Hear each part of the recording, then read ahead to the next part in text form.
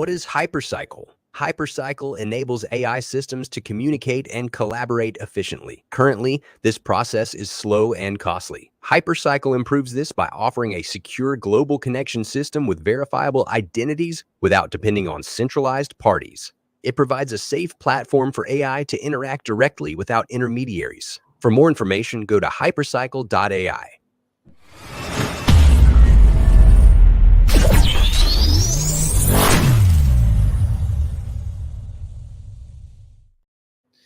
Gentlemen, people of the world, I am Nick.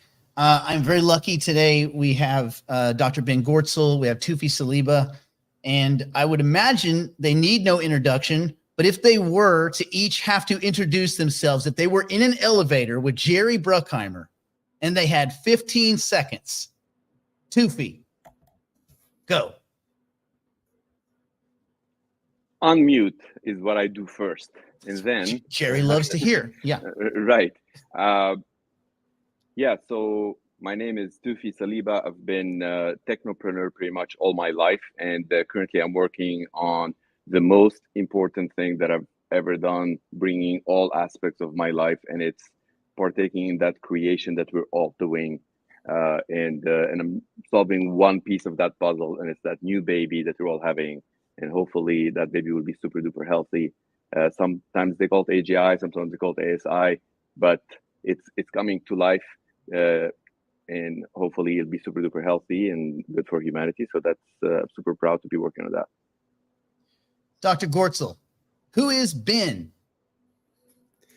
Hey, so I'm Ben Goertzel. I'm a mathematics PhD by original professional training. I've been doing AI research and development, including artificial general intelligence, as well as applied AI. I've been working on AI since late 80s, probably wrote my first AI code in the late 70s when I was in my early teens. And in 2017, I founded SingularityNet, which is the first really serious decentralized platform for AI. So now I'm working on trying to build real thinking machines and trying to roll them out on decentralized infrastructure. And this is also what led me to co-found Hypercycle with Toufii and Dan Tolliver, sort of providing a key needed aspect of the decentralized infrastructure for the emerging general intelligence.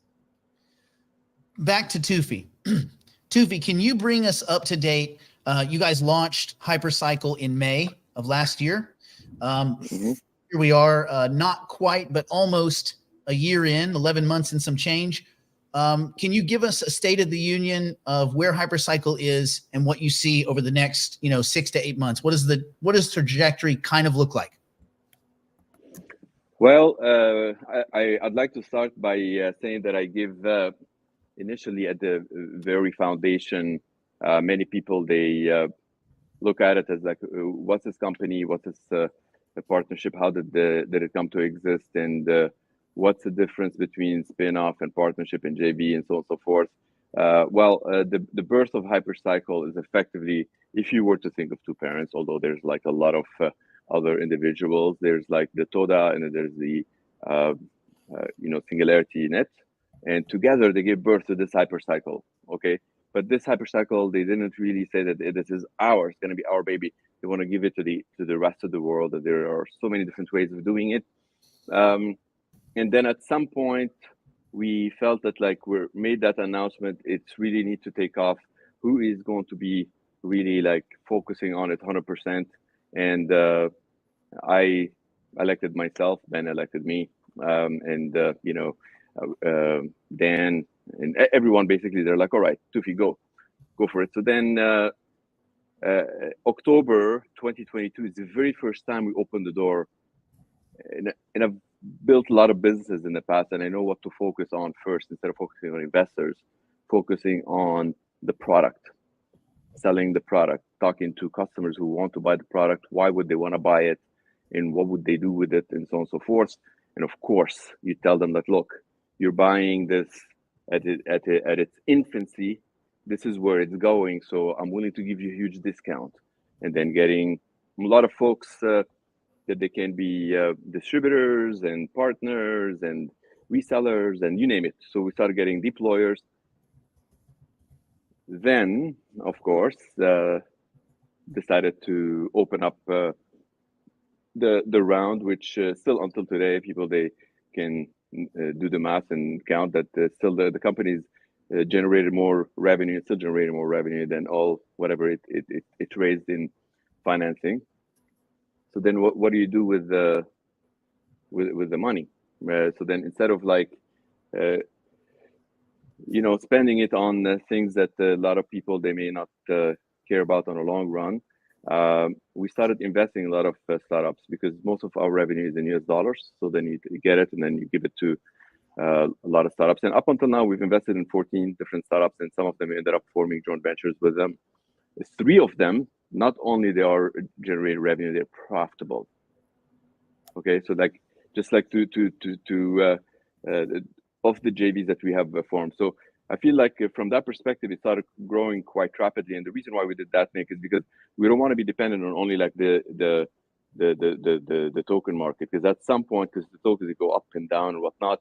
Although like many people, they say, okay, this is going to be like $1 trillion. This is great, but there's another market of equity that we're building it, and we're stacking a lot of equities in all of those companies that they are. How many times you hear about like 3 out of 14 startups are actually profitable in the very first year, and some of them they're actually hiring an auditor to actually get that profit, to kind of get a lot of additional investments or whatnot. So it's not like, oh yeah, profitable, like kind of like the crypto profitable. We're talking about actual US dollars. They're selling their product in US dollars, and they are profitable. So it's super cool to be building a sustainable business that can actually grow itself, as opposed to depend on other parties that they can come in and do like financing here, financing there, or whatnot. It's more like the business is it's sustaining itself from that perspective, and it's growing. And the businesses that we're investing in, they're also growing. So where we are at from technology perspective, everybody knows that, which also I give a lot of credit to Ben in this one, is that at the very initial stage when we're looking at the actual timelines, and this is a lot of credit to you, Ben, he put it very, very conservative. And I remember we were sitting and be like, dude, you're putting to people like, we're going to get to this like 2025 in December, where we can get there sooner. And he's like, it better be conservative, So we kind of put on a date there, and then announced it to the world. This is what we want to be working on, whatnot. And I feel like when you actually have a date to your destination, that's Rome. There are many roads that can lead to Rome, and I'm in charge of this ship.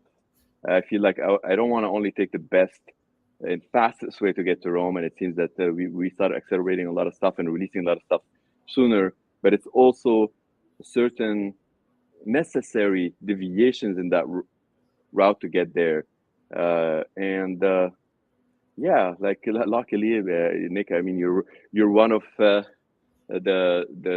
huge supporter to this project, and very well connected to many people that they actually ran Hypercycle, still running Hypercycle in the very first process of running this software that is extremely necessary for an organism to be alive at some point. Is to do what it's actually doing today, but not a lot of people can actually see it alive. They still see it as if it's like, oh well, when you come out to life. But that is a necessary component. You don't bring a baby to life at the age of 18 and say, look at that, it competes with monkeys.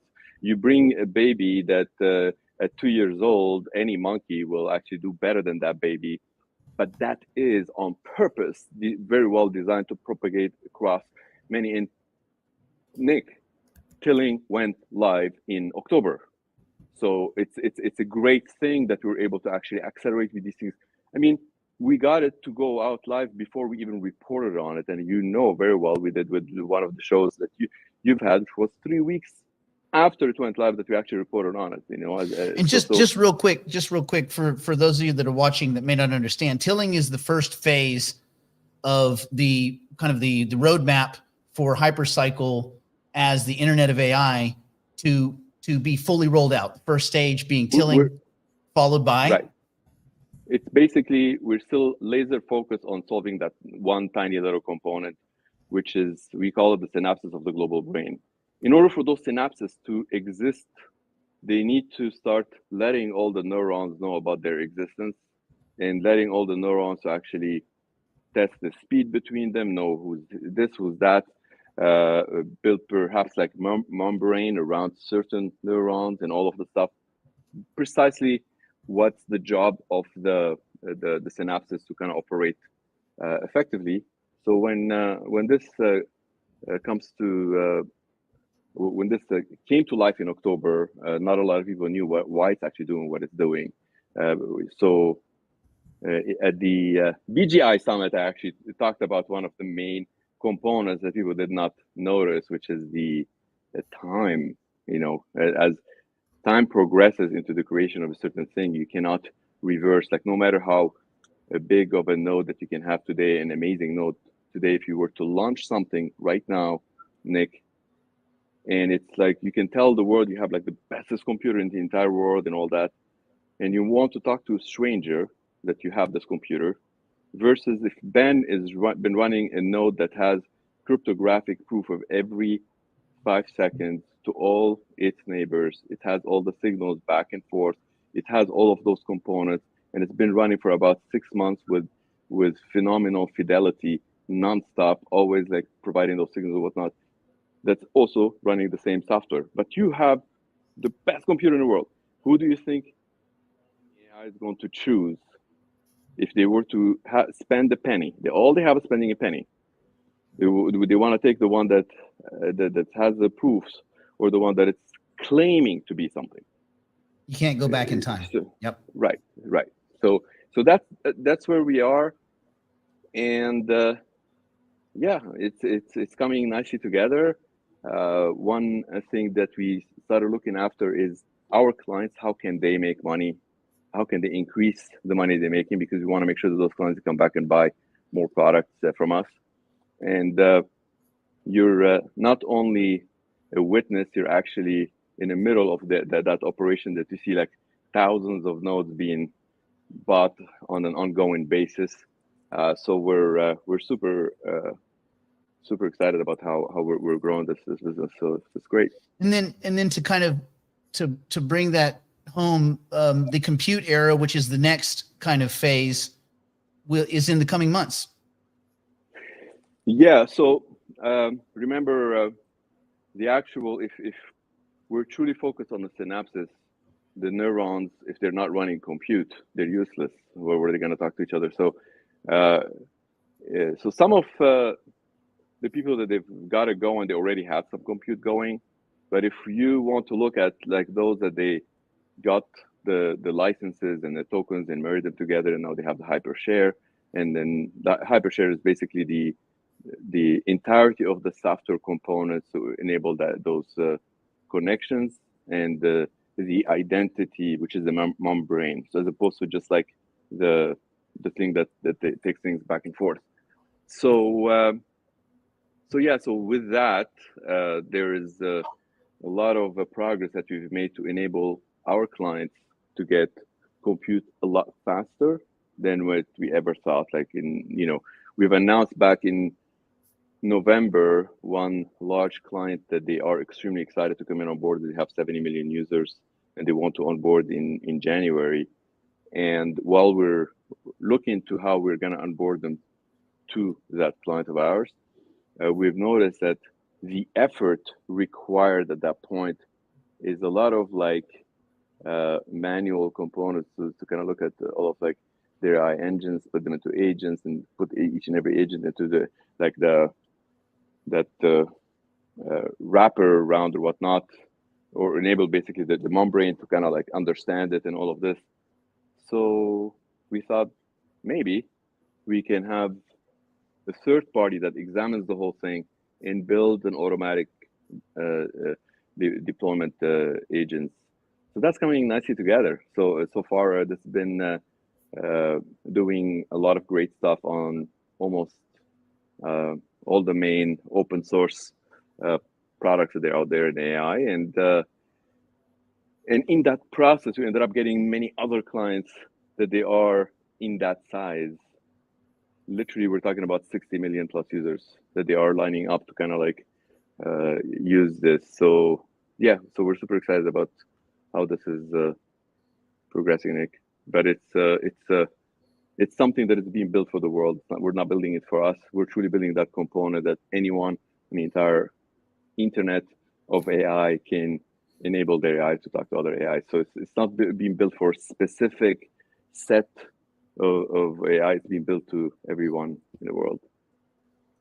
Okay, Ben, what's going Yep. on your end? How are you guys doing? Give us an idea of kind of where you're at right now, kind of how you got here, and then what are you thinking is the trajectory for where you guys are going as an ecosystem over the coming. I'm happy to do that, and then I think along the way to doing that, I will clarify how I'm thinking about the most unique value that Hypercycle has to offer, sort of playing off of some of the comments that Toufii just made. So I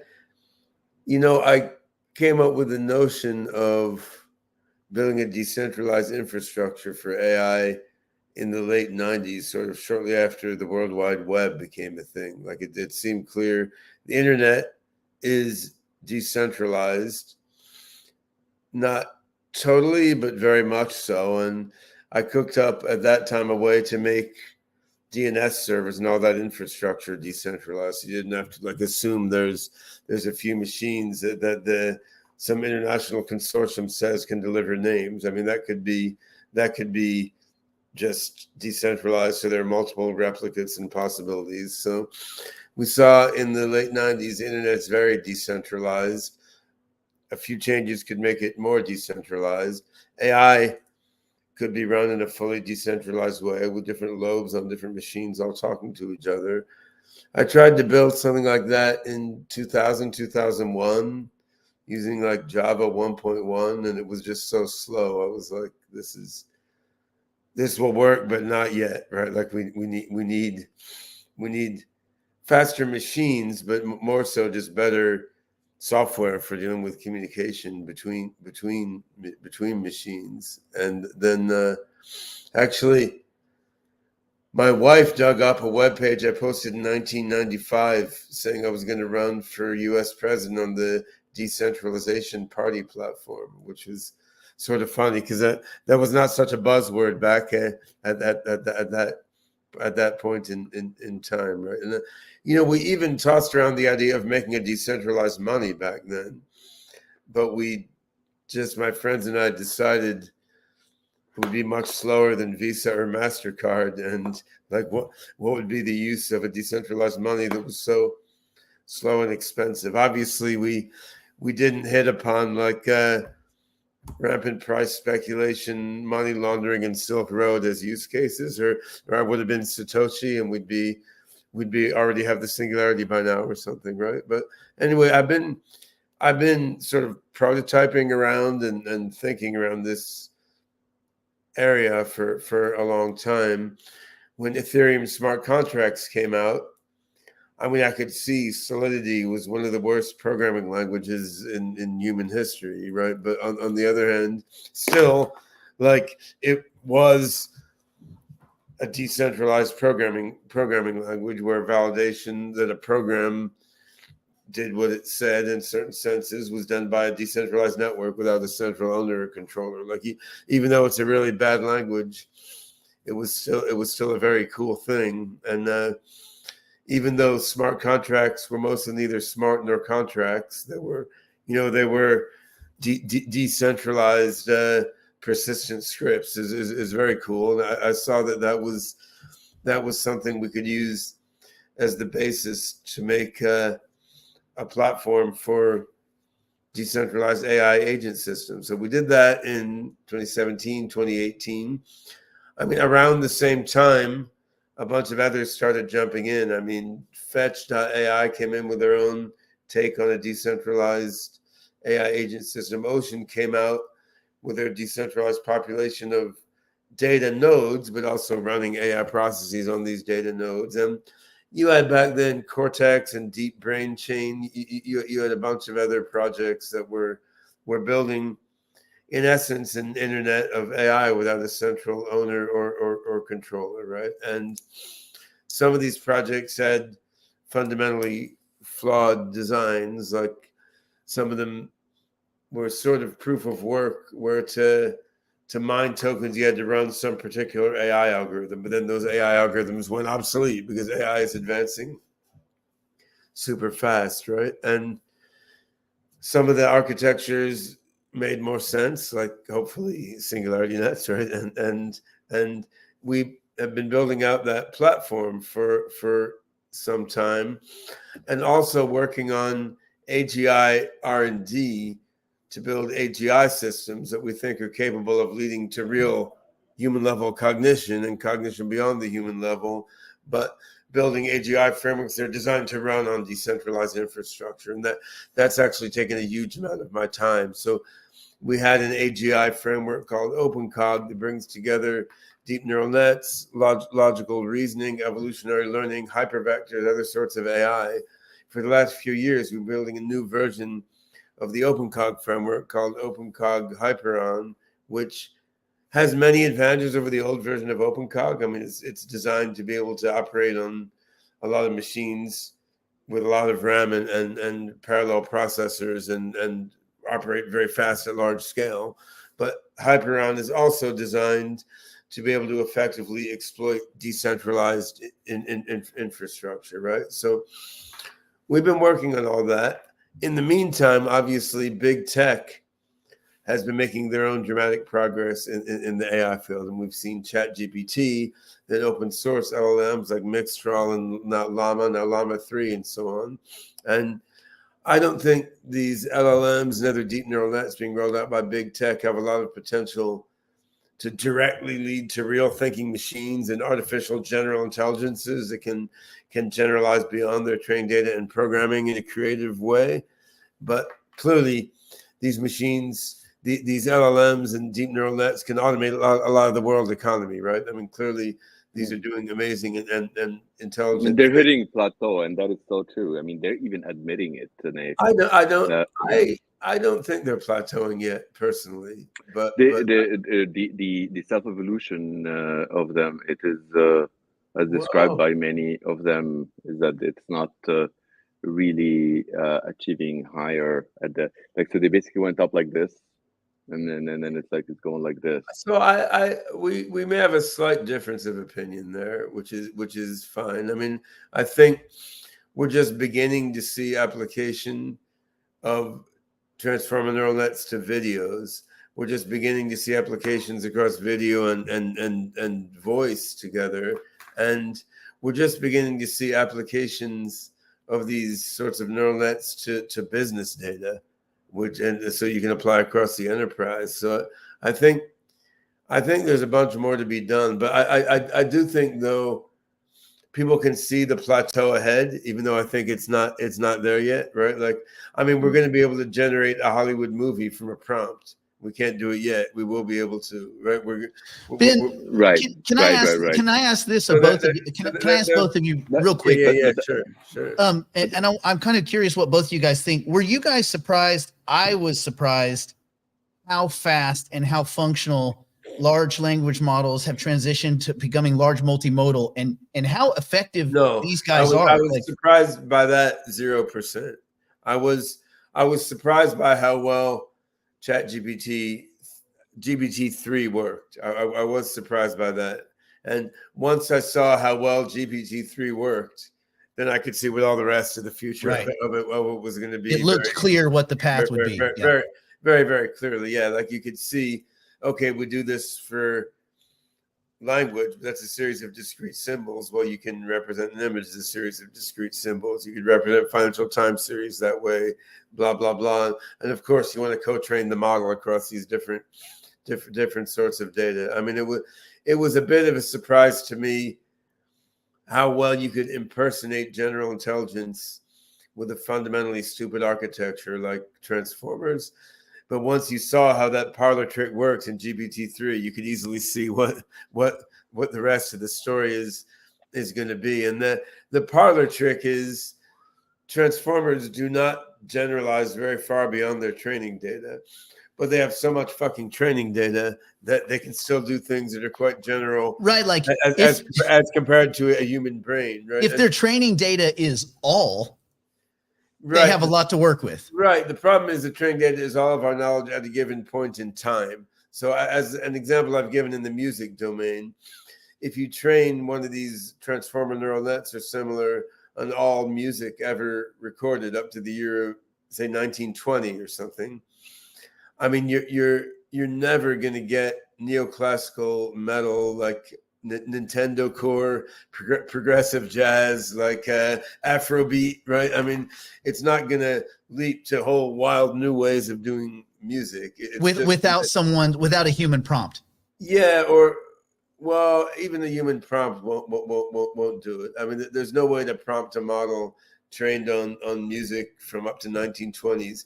There's no way to prompt it to make wild innovations like you need to get to Afrobeat or neoclassical metal. There's no way to fine tune it to that either, right? So on the other hand, it could keep spinning out one after another, like Baroque classical piece or Dixieland jazz piece in the vein of that genre, and it might even be able to invent Mozart to a Dixieland beat or something, like mix and matching stuff in its training data. But I mean, economically, of course, the key point there is most of what people do to earn a living doesn't require a radical leap beyond known patterns either, right? So I mean, most of what people do to earn a living is just recycling stuff that's already been done with minor variations, which may well be doable with current deep neural nets, right? So you can get a long way with these algorithms, but you can't get all the way to human level general intelligence. Ben,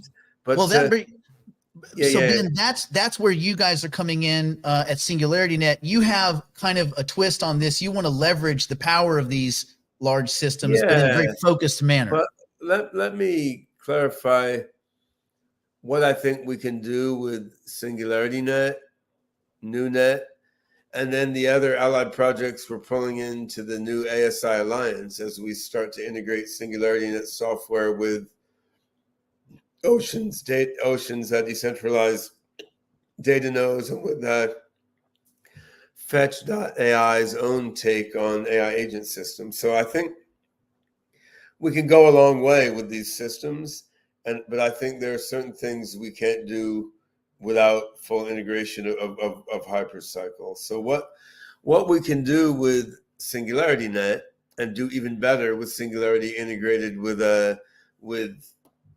Ocean, Fetch, NewNet, and other tools, we can create an AI system and eventually an AGI system, which has no central owner or controller, and it's splayed out into pieces that are running on different machines all around the internet.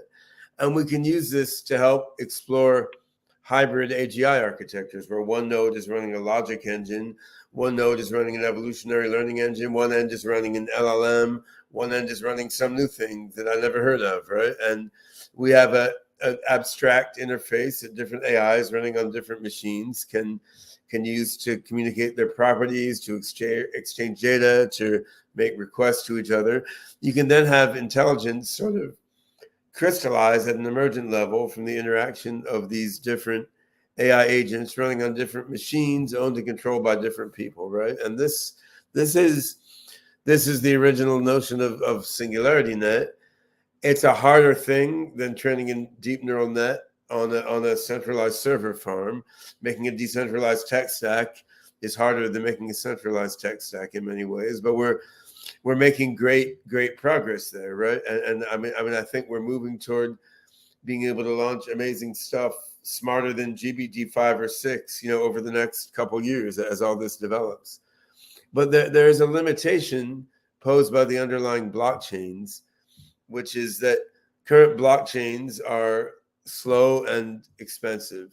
And what it means is you have to have a fairly chunky AI node, right? So you have to like put a lot of AI processing inside each node, so that then your different AI nodes, they have to set up persistent channels between each other, and then they can exchange a lot of data along those persistent channels. They can ask each other questions and so forth, and that works. It is fundamentally decentralized without a central owner or controller, but It's kind of like intranet with extranet, but not internet. yeah, I mean, it's as decentralized as Ethereum or Bitcoin are, right? I mean, which and more so in some ways, because But we're not as dominated Ethereum, by whales as they are. Ethereum is an intranet in that view. So what I'm trying to say is that like you Sure. have an intranet here, you have an intranet there, intranet, and there's extranet that they kind of connect them, and that is not the internet. Well, yeah, but that doesn't yet bring you to Hypercycle, because you have things like Right. No, I Oasis. know. Right, Yeah, right.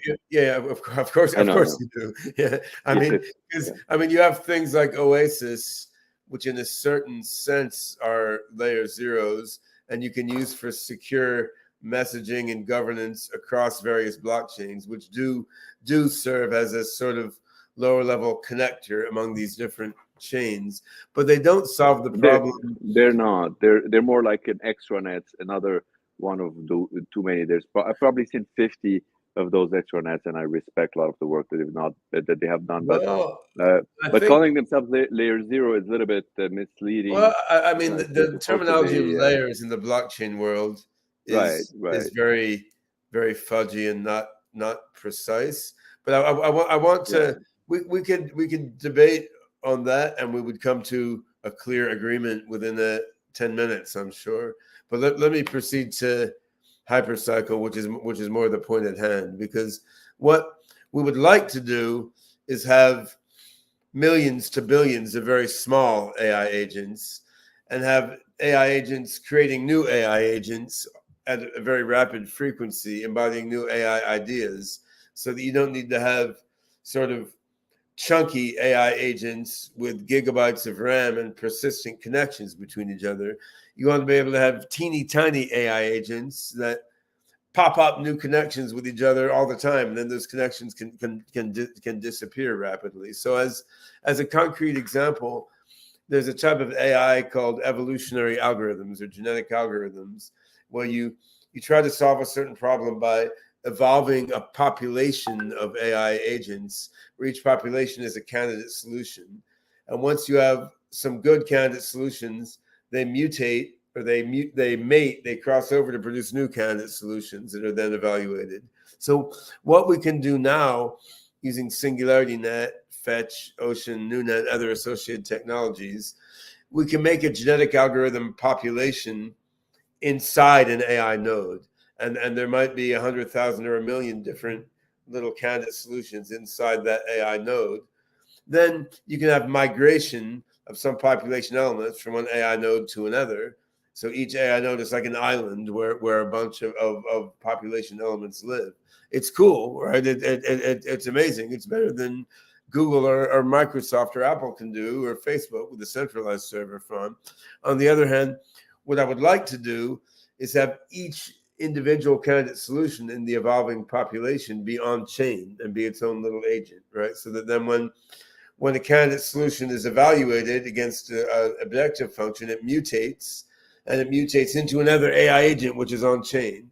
When two AI agents cross over, they cross over to form another AI agent, which is on chain, right? So to put this evolving population of AI agents on the blockchain, you're decentralizing things way further. And what that means is, like, some candidate solutions bred by me and some candidate solutions bred by you as separate owners could crossbreed, right? And so without you needing like a single node, which is the sort of vivarium in which they're crossbreeding.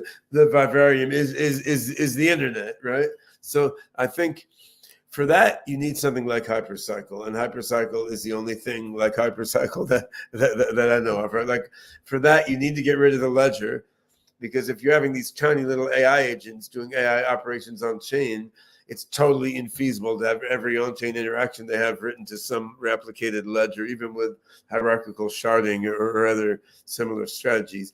You need to get rid of the ledger, and you need to get rid of the ledger in a very flexible way so that you have customizable consensus. So you can say, for this population of AI agents that are evolving by a genetic algorithm, I'm going to put a specific ledgerless consensus mechanism here, which is suitable for the needs of this evolving population, right? And so Hypercycle gives you a lot of flexibility in terms of making like microservice AI agents where their interactions are on chain. And if you're looking for AI to sort of pop out at the emergent level among the interaction of a whole bunch of different AI agents, that can happen way better if your individual AI agents are scaled down in a way that Hypercycle allows. And this was a vision that Toufii, Dan, and I talked about in the early days of sort of ideating what was to become Hypercycle, like bringing together SingularityNet AI with the TODA framework and the financial tools that Toufii has created and the software frameworks Toufii and Dan, the team, have created for Hypercycle they're fantastic, but they're leading us in the direction that I just described. And I use and I think this clarifies a lot of things. I just want to make. I just want to say GAs are one example, but the same story could be told about neural networks. Like, you want different layers of the network to be in different agents. The same story could be told about logic systems. You want to be able to have one premise in one agent, another premise in another agent, and their combination via a logic rule to be on chain, right? So the same story of scaling down the use of blockchain and getting more and more thorough peer-to-peer decentralization, it holds across different AI paradigms, and with more time, we could step through that step by step. This is actually clarifies some elements that a lot of people in our community kind of like brought them to us that they've heard Ben recently saying after that merger, saying like, well, yeah, but Hypercycle is not ready. So when it's ready, whatever. And people, they're like, well, I've been running it here. Like, what does he mean by like not ready or whatnot? And I think it's, correct me if I'm wrong, Ben. I think what you mean is not ready is for the AGI. It might be ready for somebody to run their compute, like that most recent JV that we formed with the MIT folks, that they want to run edge compute to prevent certain attack vectors on their home or whatnot, and have that it might be suitable for a lot of people that are actually partaking in that creation of those nodes. Because here's the thing, we didn't really say to the world, guess what, guys, we're going to own the internet of AI. We're going to own all of those synapses. That's not what we did. What we did, Hypercycle enabled everyone, literally everyone who can hear this and watch this, they have the capability to partake in that creation of that internet of AI, whether they want to be just like folks that they do the work, whether they want to be buying certain nodes and let others do the work, or do the combination, which means it enables everyone to start building those nodes and let them grow by taking in consideration certain algorithmic elements that they cannot be reversed, which is we've talked about like earlier. So that component, we know it's not like that we've launched or whatnot. People are using it. They're like, it's there. That component is there. Sure. It's already it's selling, but like the component that services the AGI, that's not there. that I want to make sure that we confirm that, because it kind of got some confusion. Yeah, I mean, obviously the Hypercycle team under your and Dan's leadership has built a lot of code, and you're able to host AI engines serving very various different functions. I mean, yeah, in terms of Hypercycle enabling a big leap beyond what we can do with SingularityNet on other blockchains. We don't have that yet. That's still in the works. I would say I'm also looking forward to a rich software integration of Hypercycle with SingularityNet platform, and then with the NuNet decentralized deployment framework. And pretty much we can't do that until there's a public open source version of the key parts of Hypercycle. And the whole ASI alliance is all open source code with permissive licenses. That's actually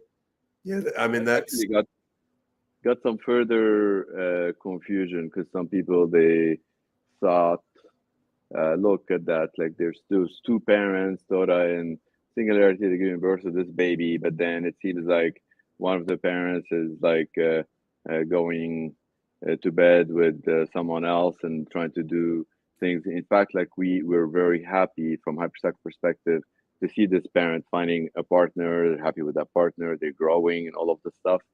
So it is actually a healthy thing for the parent to do what it's actually doing. But I'm sure you would. Software networks are polyamorous by nature, right? I mean, there's no. Of course, I'm talking about the entities, the concern that people they brought here, and I'm not sure how we can address that. And I think it is a concern of mine too, and concern of like Nick, I believe, and a lot of people from community, like because we really see Singularity with like very high value. It's kind of like, you know, if it's your mom or your dad, yes, they're probably separated, but like you see them as like much higher value than that person they're dating. So with all due respect to Fetch, we don't know if that Fetch is doing pump and dump on Singularity.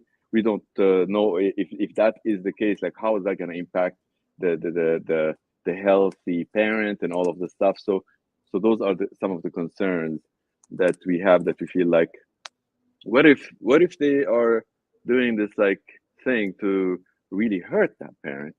How can we be somehow in a way that like we can sustain that? Can we or maybe if the parent is hurt, can we be somewhere to kind of like, hey, you know, we'll grab you or whatnot? So it's kind of like it's a concern that is very valid for many people. They brought it to us, and it's why they're bringing it to us is because they have their own visibility into things. And they could correct me if I'm wrong here. Like some folks that they're showing some of the pumping using like maybe not necessarily human. We're not here to. They're showing us the stuff, Ben. So you can appreciate that we're here to feel like, holy shit, if we're looking after this baby, we really need to be a little bit more careful. And we're really hoping that that is not the case. We're really hoping that that actual relationship would lead into something, because everyone knows that this thing that we're all working on is a multi-trillion-dollar thing. And then when these guys, they come in and they want to take piece of like that parent, maybe it turned out to be a great thing, which we're hoping. But at the same time, we have that concern. What if they're just doing that pump and dump, that they want to like exit so we've seen so many in this world, as you can tell, that they make themselves look so sophisticated and whatnot. And just so you know, I am not a hater at all. Like, as you know, like if I were to criticize anything, I'm criticizing to see if I can enhance it. So this is more like when many people back in the days, they were like saying like, oh, SBF and this and whatever, and I sent a lot of cautionary things, and some of them you can still find them online. So I was so vocal about my concerns about those things, because they may look so very sophisticated, but they may end up being like castles built on sands or whatnot. So that's just like a concern. It's a valid concern, I feel like. Ben, one of the things that I had heard is people follow you like borderline religiously. And so there's a culture there of people that have grown up. Many, like myself, have been listening to you for way before crypto, like listening to you talk and listening to kind of your ideas and your thoughts. And that culture is a lot different than maybe some of the other cultures in that merger. And so there was just a lot of kind of trepidation where they were like, wait a minute, these are two very dissimilar cultured animals, and can they coexist? And is that a beneficial coexistence, I guess? So you could imagine where that I think anxiety might come from. The SingularityNet community has many dimensions and aspects to it, and there are AGI diehards, and there's a whole bunch of degens who flood Telegram groups with complaints every time the price goes down by a tiny little bit, right? So it's not like we have a cult of pure altruistic AGI worshippers, and I think the ocean community, yeah, in some ways, is even more diehard sort of AI geeks than the SingularityNet community. If you look at it, they've got even more long-term hodlers since the very start than Singularity I does. got a lot of respect for the ocean guys, by the way. So my concern is more on the fetch, because many people they're bringing to us, Ben, there were things that neither Nick or I were able to have the answer to. They were shown that, like, look at they have in their mind, or what they showed us at least, it proves that this fetch thing is like been pumping to get to that point, and they're trying to want to take this big piece. Whatnot. What I mean, they're trying to get the pump and dump. Sort of, we're not. To be honest about this, like there is no publicly listed token with any measure of success for which there haven't been some parties holding that token trying to pump the price of that token, right? I mean, whether it's the foundation that started it, or whether it's some other fund that bought some of it. I mean, it's a public market, and there are people on that market. This is different, though. Their own ends, right? I mean, sorry. Let me just rephrase here what the concern is. Nobody's really concerned about like the pump, if somebody's pumping towards like a phenomenal destinations of utility. Nobody. I feel like the wealth creation that the entire world is approaching is unprecedented. The entire crypto market is barely at 1%. Nobody is concerned about that.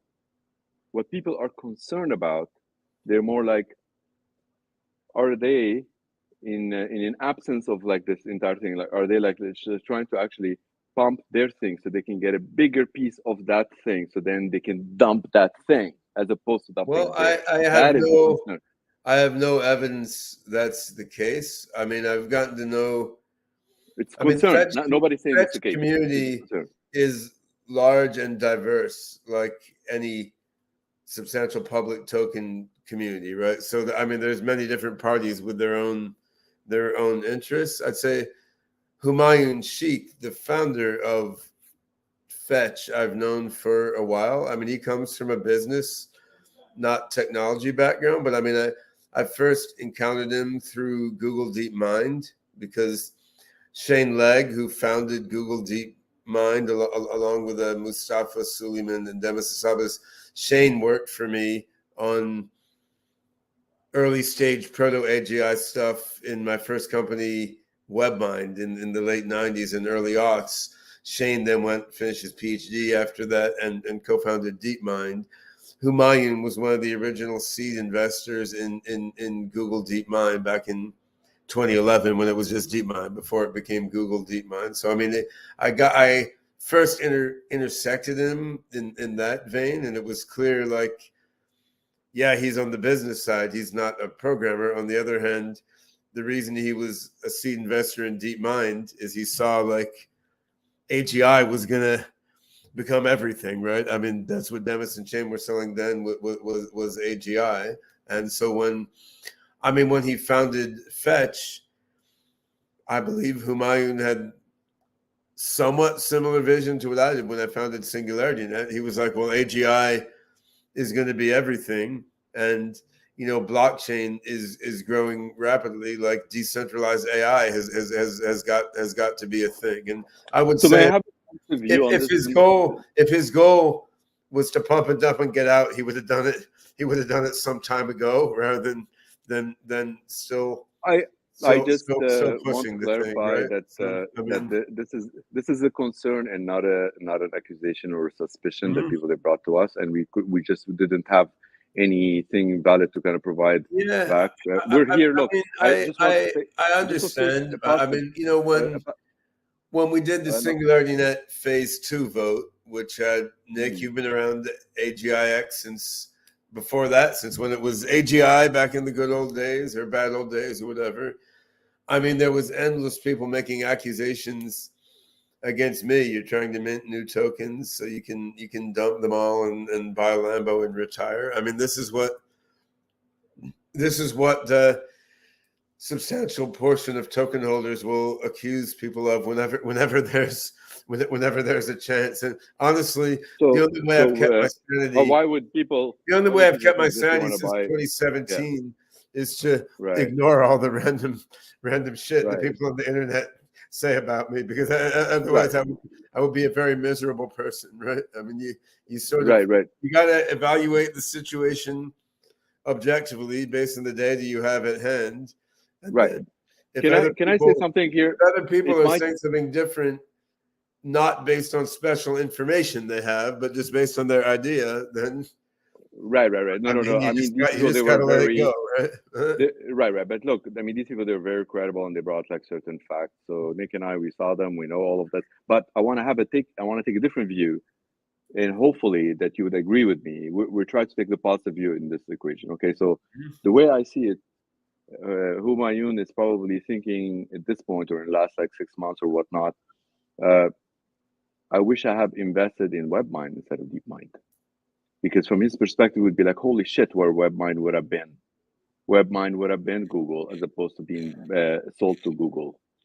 I'm just saying that folks like that, they could be very well intended. They're thinking back into like, I could have done this, and now I don't want to miss on this ecosystem and try to come in with the Singularity Net and that true decentralized AI. I want to have. I'm trying to actually think I mean, of like for how what it's could. worth, and Mhm. psychoanalyzing someone else is Yeah. probably not the best use of our time. But I do Well, not see Humayun as looking back at what if I in the past whatsoever. no. I This think is not psychoanalysis. This is more. he's very practical, and he's what he's Right. looking at, and what I'm looking at, and Bruce and Trent from Ocean are looking at. What we're looking at is really, what can we do so that over the next 2 years we can kick the ass of big tech, and what can we do over the next couple years so that 2 years from now decentralized AI has the smartest AIs in the planet and has a non-trivial market share of the global AI market, right? Like right now, all of decentralized AI is essentially nothing compared to centralized AI in terms of market cap, in terms of revenue, in terms of cash flow, in terms of number of users, right? I mean, it's Right. a tiny little Hundred speck. percent.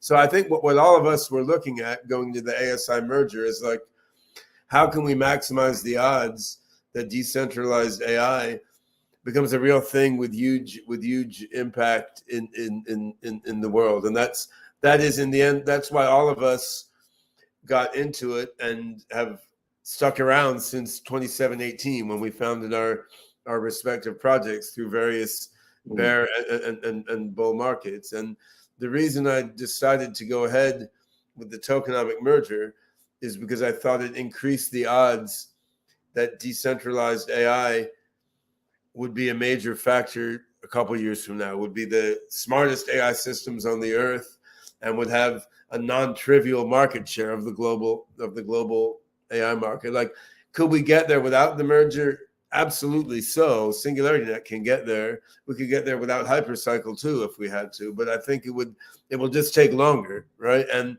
if you're But going you to don't. But on to that if you're note, going to Ben, take you 5 don't years have. or 8 years instead of 2 years, by that time Google may have created a malevolent singularity already, right? Right. You don't have Really infinity to get it right. The clock is kind of ticking, isn't it? And there is a sense of kind of urgency to compete.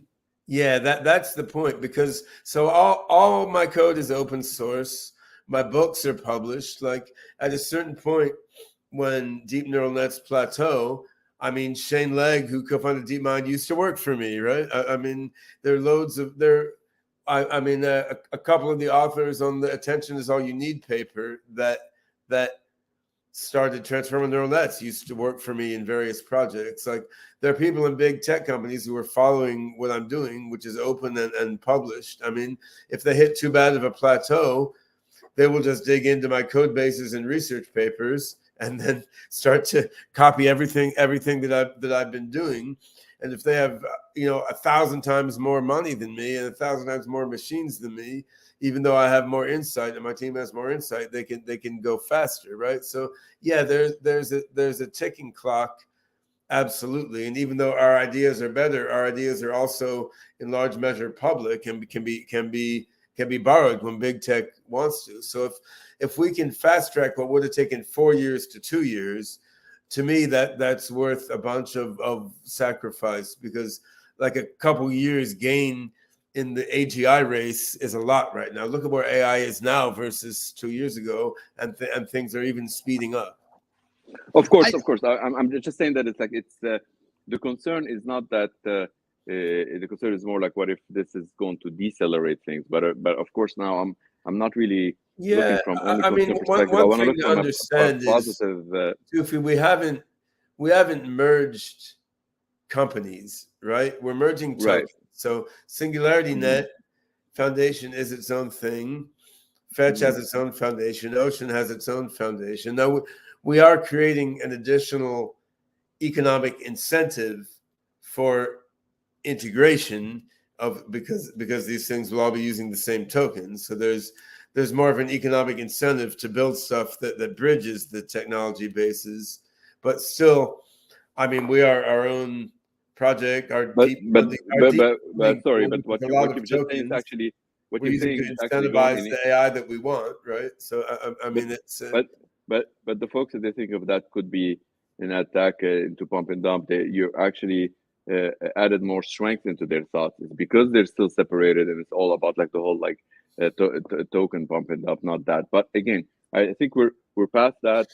We're not thinking that. We're not accusing anybody. We're thinking more on the positive side of things. And I wasn't really trying to do psychoanalysis thing. I'm just trying to look at, we truly, guys, like here's what's in front of us. Like I really want us to take a look back from the outside and see what's in front of us. In terms what's of in front of us is like a multi-trillion dollar economy over the next very foreseeable future, and quadrillion later on. Not my words. Almost every one in the industry, they cannot see that. So I think it is extremely important that we get as many allies as possible in this equation, that they're actually truly intended, and then get there as fast as possible before some centralized AI can get there. So we're all very well aligned. We're still working and marching in that direction. And anytime we see certain potential attack vectors, we even talk about it to each other all the time, just to make sure that we're trying to prevent an attacker from slowing us down. We want to accelerate. And if anyone is actually an attacker and they're hearing this like right now, they are going to realize that if they are attacking, maybe they might get away with like $100 million, but we're still, Ben and I and you, Nick, you're one of us. We are gonna go towards $1 trillion. So it's like, yeah, sure, you can. Somebody wants to steal 100 million and that would be an SBF. That's not gonna be Ben. That's not gonna be me, and that's not gonna be you, Nick.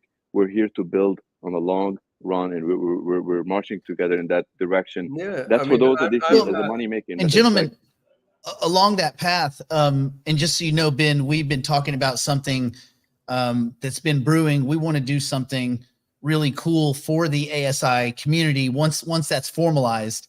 So we're working on something that we think people are going to really enjoy, that is for the entire ASI community. We'll talk more about that at a future date. It's a phenomenal present, Ben. Every single one of those communities are going to be like, holy shit, Singularity, your child Hypercycle that you've done with that Tora, they're giving you the bestest present ever. Truly phenomenal present. We're preparing. Hopefully before Christmas.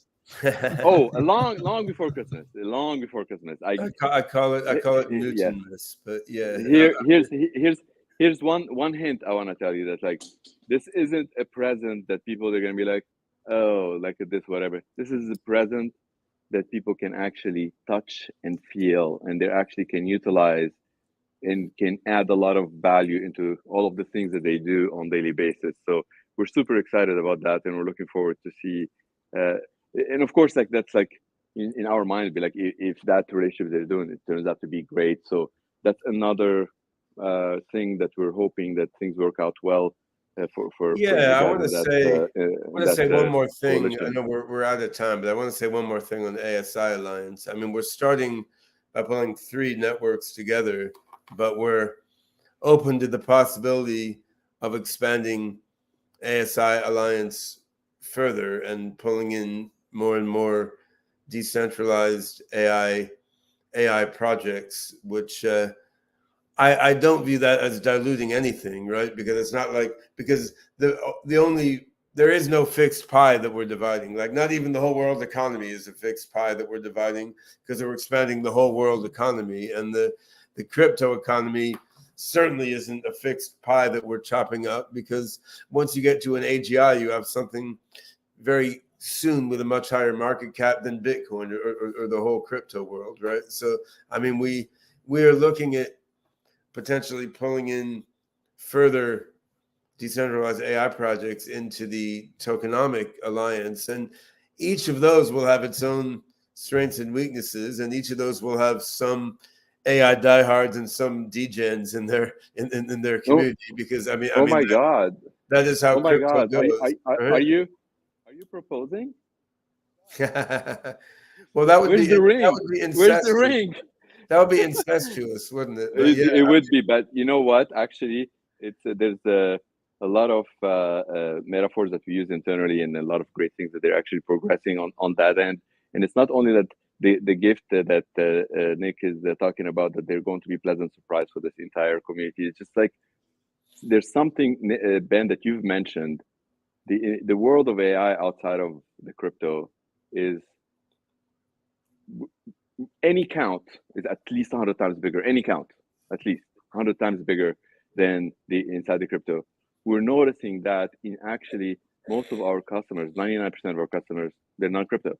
They don't even see anything of crypto, because we kind of like took that all away from them.